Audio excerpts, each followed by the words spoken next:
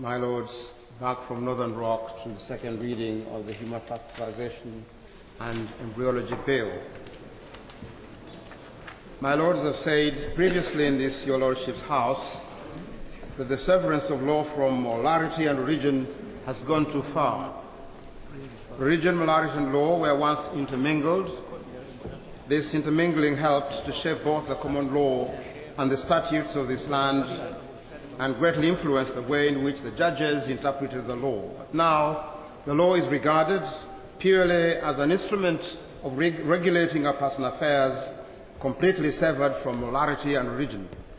There are provisions in this bill which demonstrate just how far the severance has gone and the unintended consequences of such severance.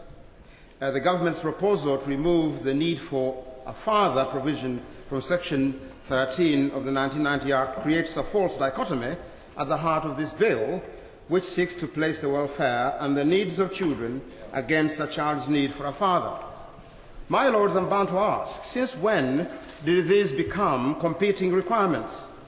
Is it not self-evident that the welfare and the needs of a child are enhanced and met when there is a father present against there being no father at all? Such a view is surely not controversial and will be shared by many who find themselves, through bereavement or through relationship breakdown, as the single parents of children. But, my Lords, there is all the difference in the world between a child who finds themselves in a single-parent family through bereavement or breakdown of parental relationship and those who find themselves in this situation by design. And this is precisely what the government proposes in this bill, the removal by design of the father of the child. My Lords, we know already that there are men who have been moved by particular legal circumstances to form the Fathers for Justice group. When one removes from their campaign their pranks and their purported attempts to kidnap Leo Blair, one discovers that the founder of the movement was forced into campaigning because overnight he was denied access to a child whom he dearly loved and who believed loved him as well. It took a long time before access was restored, hence the campaign started. Now we have a bill in which the government is set to remove, as a statement of public policy, the requirement for the need of a father. How much stronger, then, might become the campaign of justice for fathers? There does, in fact, seem to be some confusion in the minds of the government over the importance of fathers. Firstly, in 2004, the government provided regulations to encourage parental responsibility and visibility by removing donor anonymity and allowing donor-conceived children to access their identity of donors involved in their conception. Secondly, the government has rightly emphasized in their policies the need for male role models in terms of social cohesion in order to reduce underachievement, to avoid increasing violent crime and gang culture. We are now faced with a bill which is seeking to formalize a situation where the need for the ultimate male role model, that of the father, is removed in its entirety.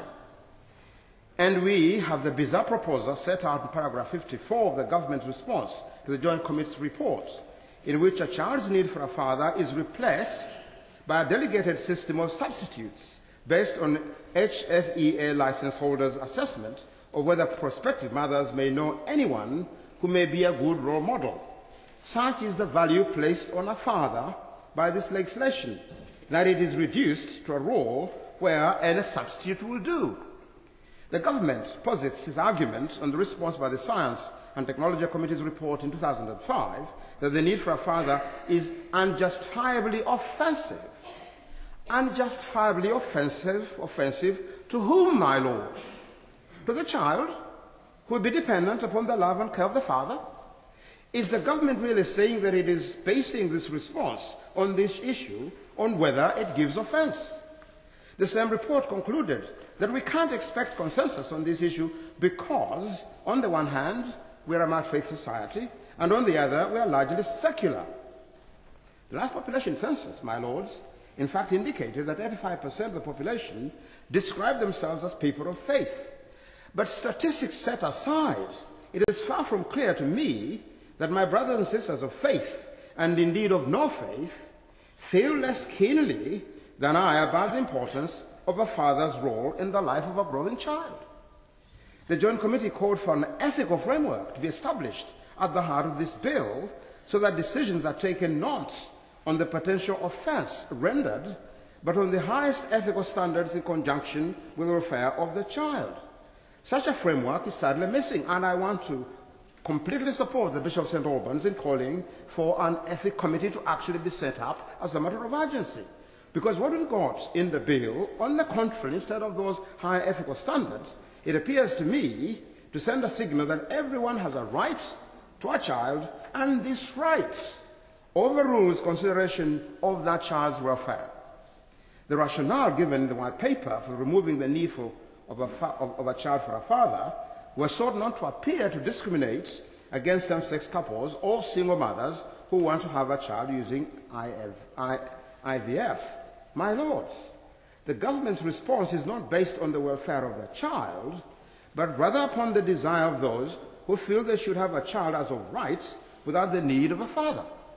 The right of a prospective parent to a child, by any means necessary, must not triumph over the welfare of the children who are brought into the world as a result of the treatment as authorized under the current legislation. The government is bowing to the argument that as single people and gay and lesbian couples can legally adopt, so the same permission must therefore be given if they wish to commission a child using IVF. This is a non sequitur because the situations are markedly different.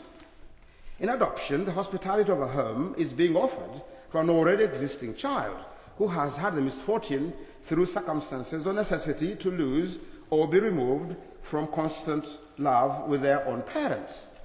Bringing the care of an adoptive home to a needy child is a wholly different circumstances to deciding in advance to use IVF technology to bring into the world a child who will, by design, never have a father.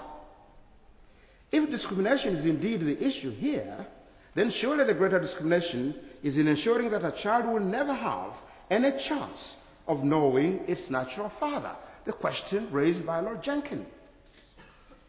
Whilst I have sympathy with the evidence given by the chair of the Infertility Network for those who feel they are denied access to childbirth under these treatments through the lack of the father, if we are to be serious about the paramount place of child welfare in this bill, then this means such welfare taking precedence over the desires of those who would want a child as of right. My lords, I consider that the child's rights not to be deliberately deprived of having a father is greater than any right to commission a child by IVF. As the government has previously acknowledged, the welfare of children cannot always be adequately protected by concern for the interests of the adults concerned. My lords, the government has often championed the slogan of rights and responsibility, of the need to recognize the duty and responsibility that goes alongside any talk of rights. How does such talk fit with the proposals before us? What responsibility are we encouraging for the sperm donor or egg donor? While there is recognition of the need to treat embryos with due responsibility elsewhere in this legislation, do we dissolve those who created the embryo of all responsibility for their child? There is an unhealthy theme of rampant individualism at the heart of this bill, rooted in a consumerist mentality, where the science that allows something to happen is transformed into the right to have it. The cogito ergo sum of Descartes, I think therefore I am, becomes the consumerist mantra, I shop therefore I am, Tesco ergo sum. The compromising individualistic areas of I, me, provided the mood music for an individualism that posits the right of a wannabe parent over the welfare indeed of a child. This virus of individualism, consumerism, which informs the right-based mentality, is alien to those of us who come from another place of Africa which says, I am because we are, I belong, therefore I am. My lords, the laws that are passed in this, your lordship's house, are more than mere regulation. The law is a statement of public policy.